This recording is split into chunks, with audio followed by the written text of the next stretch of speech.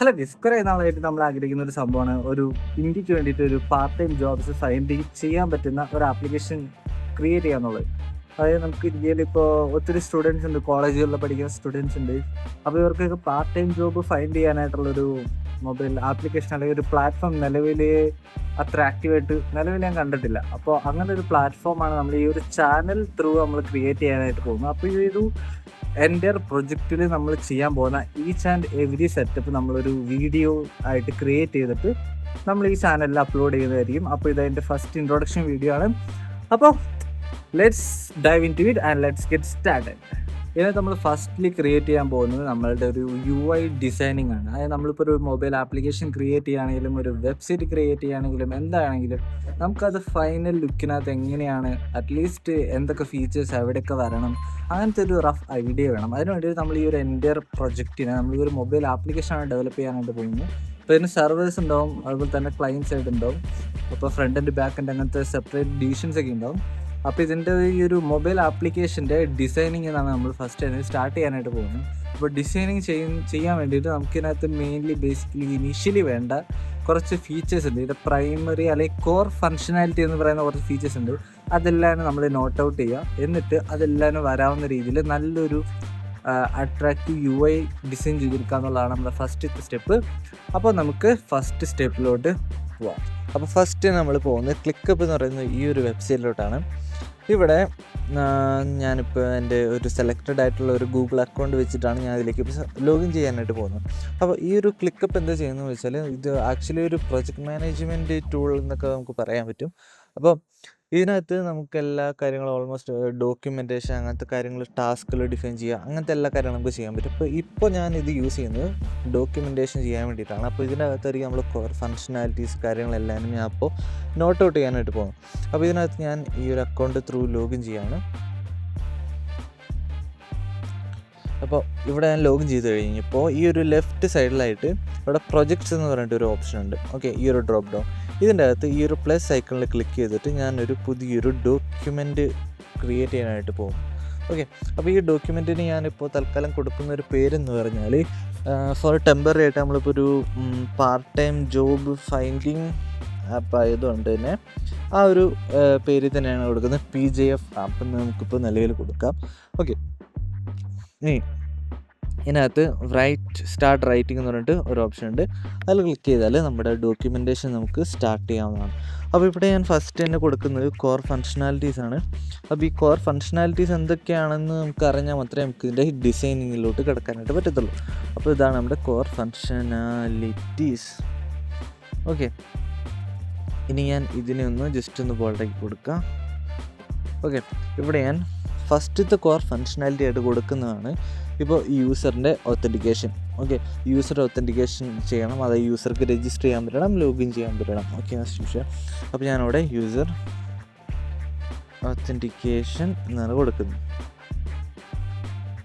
Okay, user authentication എന്ന് പറഞ്ഞാൽ യൂസറിനെ register ചെയ്യാനും ലോഗിൻ ചെയ്യാനുള്ള ഓപ്ഷനാണ്. അത് ഈ യൂസർ ഒരു വാലിഡ് യൂസറാണ്, ഈ യൂസർക്കൊരു പർട്ടിക്കുലർ അക്കൗണ്ട് നമ്മൾ പ്രൊവൈഡ് ചെയ്യുന്നത്, അതാണ് യൂസർ ഒത്തൻറ്റിക്കേഷൻ എന്ന് പറയുന്നത്. ഓക്കെ, അപ്പോൾ ഇനി അടുത്ത ഒരു കോർ ഫങ്ഷനാലിറ്റി എന്ന് പറയുന്നത് ഈ ഓരോ യൂസേഴ്സിനും അവരുടെ അടുത്തുള്ള near by part time jobs find ചെയ്യാനുള്ള ഓപ്ഷനാണ് കൊടുക്കുന്നത്. Near by part time jobs അവർക്ക് അവരുടെ ആ ഒരു ആപ്ലിക്കേഷൻ്റെ ഹോം സ്ക്രീനിൽ ലിസ്റ്റ് ചെയ്യണം.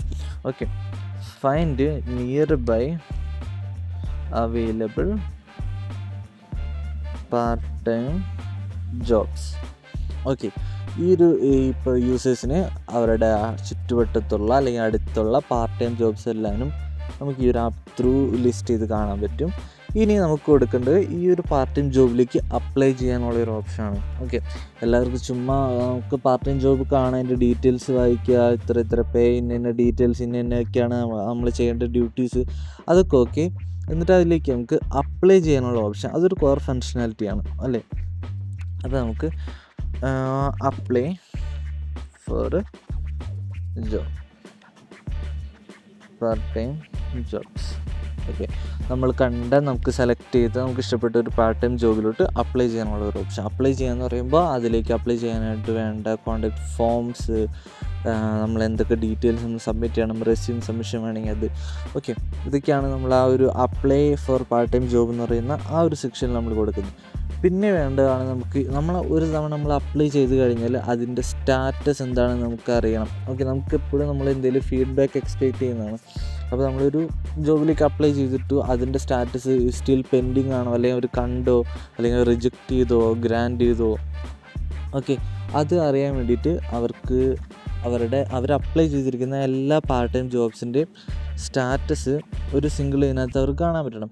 അപ്പോൾ അതെന്ന് പറഞ്ഞാൽ ഈ ഒരു യൂസറിനെ മാത്രമായിട്ട് ഡിപ്പെൻഡ് ചെയ്യുന്നൊരു സംഭവമാണ്. അപ്പോൾ എന്ന് വെച്ചാൽ നമുക്കൊരു യൂസറിൻ്റെ പ്രൊഫൈൽ ആയിട്ട് റിലേറ്റ് ചെയ്യുന്നതാണ്. അപ്പോൾ യൂസർക്ക് നമുക്കൊരു പ്രൊഫൈൽ മാനേജ്മെൻറ്റ് അല്ലെങ്കിൽ ഒരു അക്കൗണ്ട് മാനേജ്മെൻറ്റ് ഒരു സിസ്റ്റം നമ്മൾ ഇതിലേക്ക് കൊടുക്കേണ്ടതായിട്ടുണ്ട്. അപ്പോൾ ഞാനിവിടെ അക്കൗണ്ട് മാനേജ്മെൻറ്റ് ഇതിലേക്ക് ആഡ് ചെയ്യാണ്. Account management. ഓക്കെ, ഈ അക്കൗണ്ട് മാനേജ്മെൻറ്റിനകത്ത് ബേസിക് ആയിട്ടുള്ള ഫങ്ഷനാലിറ്റീസ് ഒക്കെ ആയിരിക്കും ഉണ്ടാവുക. അതായത് പാർട്ട് ടൈം ജോബ്സിൻ്റെ സ്റ്റാറ്റസ് കാണാം, അപ്ലൈ ചെയ്തേക്കുന്നതിൻ്റെ സ്റ്റാറ്റസുകൾ കാണാം. ഓക്കെ, ഇനി വേണ്ട ഒരു ഫീച്ചർ എന്ന് പറഞ്ഞാൽ ഇതിലേക്ക് പാർട്ട് ടൈം ജോബ്സ് വരാൻ വേണ്ടിയിട്ട് ഒന്നെങ്കിൽ പാർട്ട് ടൈം ജോബ്സിൻ്റെ പ്രൊവൈഡേഴ്സ് ഉണ്ടാവും, എംപ്ലോയേഴ്സ്. അവർ ഈ പ്ലാറ്റ്ഫോമിലേക്ക് വേക്കൻസീസിനെ ആഡ് ചെയ്യണം. അപ്പോൾ വേക്കൻസീസിനെ ആഡ് ചെയ്യാൻ വേണ്ടിയിട്ട് നമുക്ക് കൊടുക്കാൻ പറ്റുന്ന ഒരു ഓപ്ഷൻ എന്ന് പറഞ്ഞാൽ നമുക്ക് വേണമെങ്കിൽ എല്ലാ യൂസേഴ്സിനും ഈ ഒരു പാർട്ട് ടൈം ജോബ്സിന് അല്ലെങ്കിൽ വേക്കൻസീസ് ആഡ് ചെയ്യാനായിട്ടുള്ളൊരു ഓപ്ഷൻ നമുക്ക് കൊടുക്കാം.